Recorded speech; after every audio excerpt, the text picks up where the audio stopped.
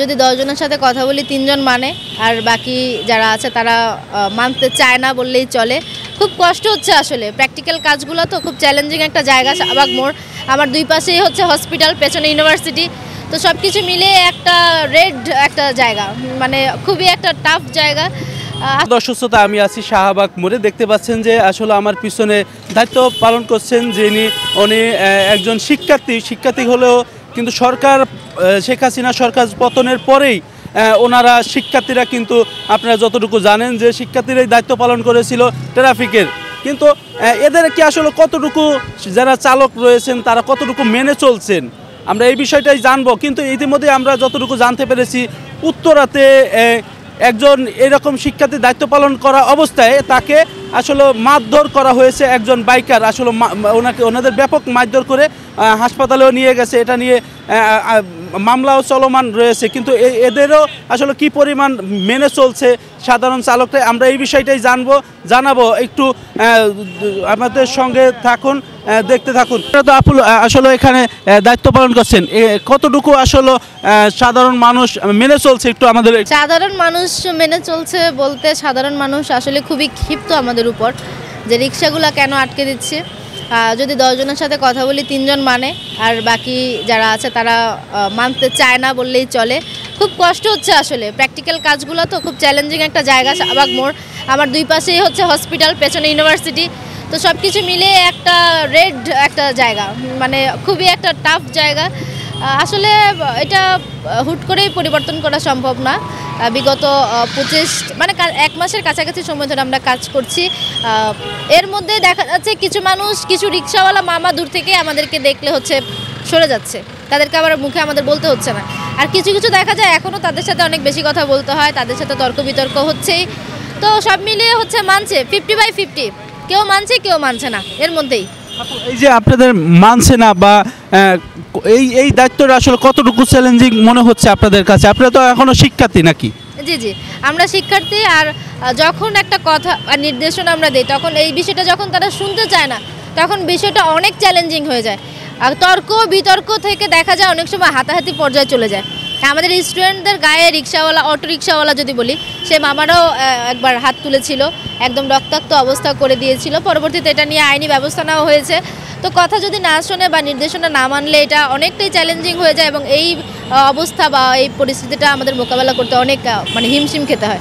আপনাদের আসলে একটা কোটির মতো একটা পোশাক দিয়ে দেওয়া হয়েছে, কিন্তু তাদের পুলিশের যে ধরনের পোশাক থাকে বা এটা থাকা উচিত কিনা বা কি মনে হচ্ছে? জি, আসলে আমাদের এটা তো মানে রাস্তার পরিস্থিতি বা আইন শৃঙ্খলা বাহিনীর 5 তারিখের আগের বাংলাদেশ আর 5 তারিখের পরের বাংলাদেশে অনেক পার্থক্য এখন। তো সাধারণ মানুষের সাথে আইন শৃঙ্খলা বাহিনীর খাপ খাইয়ে যেই চলমান ব্যবস্থাটা, সেটার সাথে হচ্ছে তাদের আমাদেরকে সমন্বয় করার জন্য আমাদেরকে রাস্তায় মানে ফিল্ডে পাঠানো হয়েছে।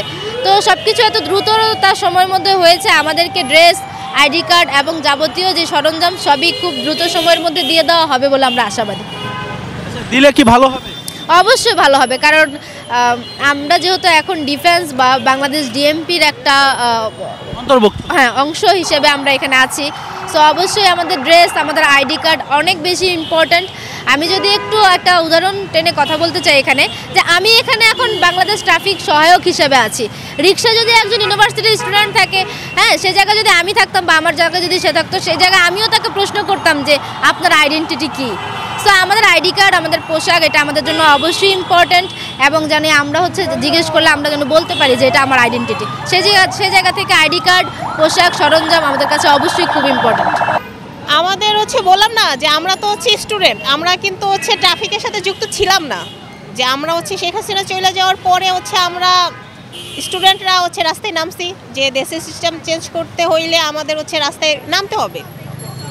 সো আমরা হচ্ছে রাস্তায় নামছি। ফার্স্টের দিকে একটু প্রবলেম হয়েছে, কারণ আমরা তো হচ্ছে আমাদের ওইভাবে আগে থেকে কোনো হচ্ছে কি বলবো, এটা আমাদের হচ্ছে প্রশিক্ষণ ছিল না।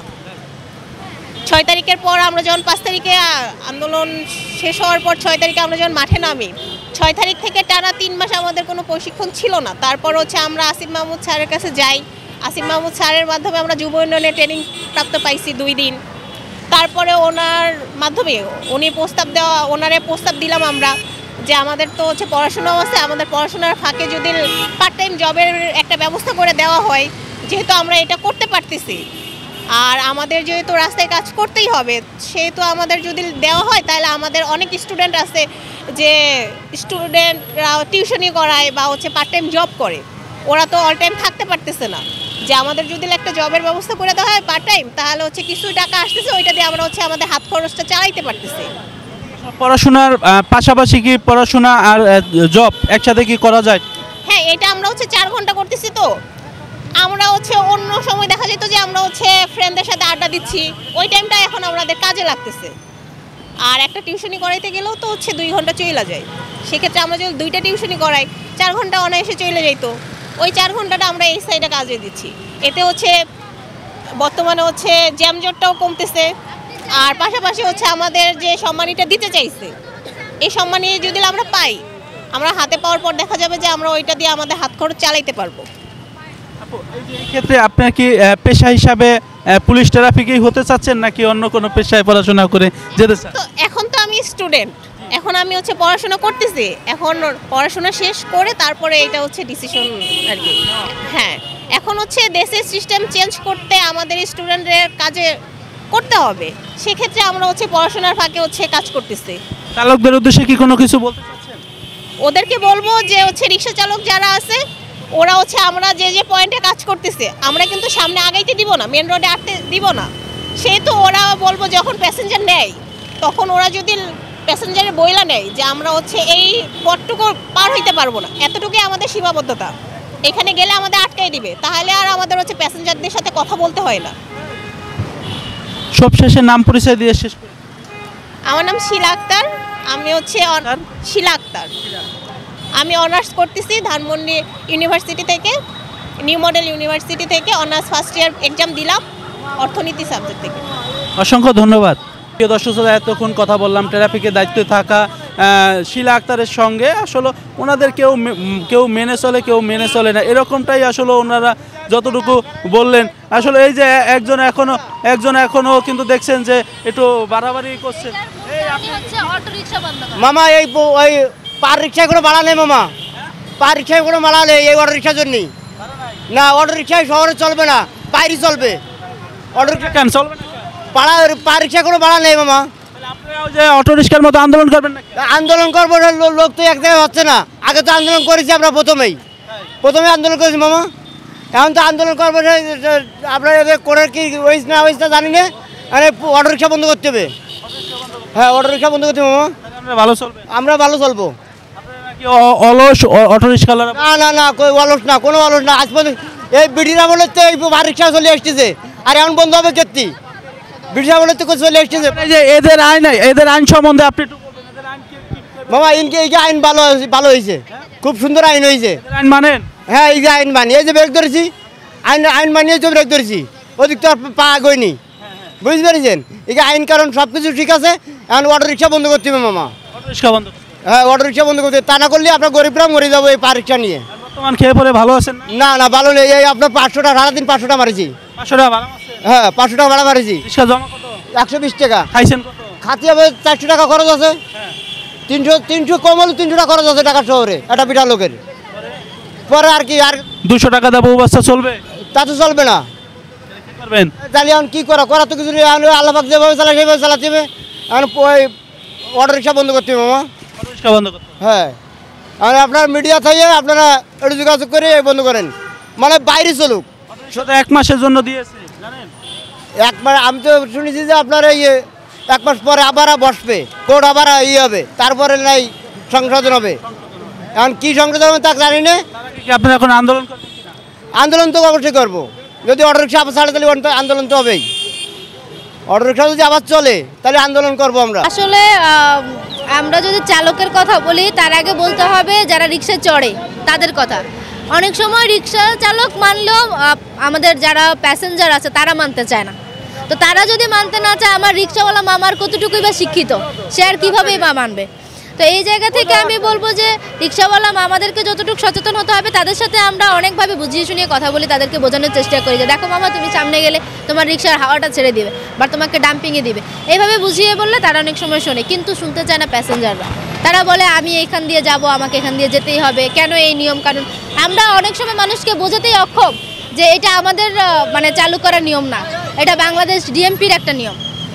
সো আসলে সব সময় সব পরিস্থিতি আসলে আশা করা যায় না, অনেক কঠিন এবং চ্যালেঞ্জিং একটা কাজ, পজিটিভ নেগেটিভ সব কিছু মিলেই আমাদের কাজ করতে হচ্ছে।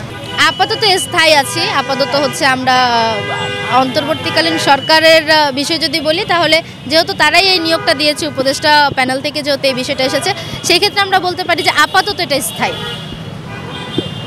যারা সাধারণ চালক আছে তাদের উদ্দেশ্যে কি কোনো বার্তা দিতে চাচ্ছেন আপনি? হ্যাঁ, অবশ্যই দিতে চাই, কারণ হচ্ছে আমাদের 2টা শিফটে কাজ হয়, আর 2টা শিফটে যখন কাজ হয় তখন এই কাজটাই মূলত হচ্ছে অটোরিকশা অপসারণ বা হচ্ছে ঢাকা শহরের যানজট মুক্ত একটা শহর আমরা চাই। তো সকাল 8টা থেকে দুপুর 12টা পর্যন্ত শহরের যে নিরাপদ বা হচ্ছে গুরুত্বপূর্ণ সড়কগুলো, সেখানে হচ্ছে রিক্সা চলাচল বন্ধ, এবং সেটা আবার বিকেল 4টা থেকে রাত 8টা পর্যন্ত। তো আমি হচ্ছে সবাইকে বলতে চাই, এই সময়গুলোতে সড়কের যেই রাস্তাগুলোতে রিক্সা চলাচল বন্ধ থাকবে, সেই রাস্তাগুলোতে হচ্ছে যেন রিক্সাওয়ালা মামারা একটু সাবধানতা অবলম্বন করে তাদের রিক্সাগুলো নিয়ে আসে। নাম পরিচয় দিবেন? আমার নাম নুসরাত জাহান, আমি বর্তমানে ইডেন মহিলা কলেজে পড়ছি। ধন্যবাদ আপনাকে। প্রিয় দর্শক, এতক্ষণ কথা বললাম আসলে নুসরাত জাহান, মহিলা কলেজ ইডেন, ওনার সাথে কথা বললাম। উনি যতটুকু জানালেন আমাদের যে ট্রাফিকের দায়িত্ব পালন করতে গিয়ে আসলে খুবই ভয়াবহতার শিকার উনি হয়েছেন, এরকমটাই উনি যেরকমটা আমাদের বললেন যে একজন রিক্সা চালকও ওনাদের গায়ে হাত তোলে আসলে। কিন্তু এটা কি করা উচিত আপনিই বলবেন। ওনাদের আসলে সরকার শেখ হাসিনা পতনের পর থেকেই কিন্তু ওনারাই কিন্তু দেশে ট্রাফিকের দায়িত্বগুলো সঠিকভাবে পালন করেছিল। আজ এই পর্যন্তই, দেখতে থাকুন কাউসার সানি নিউজ 21 ঢাকা।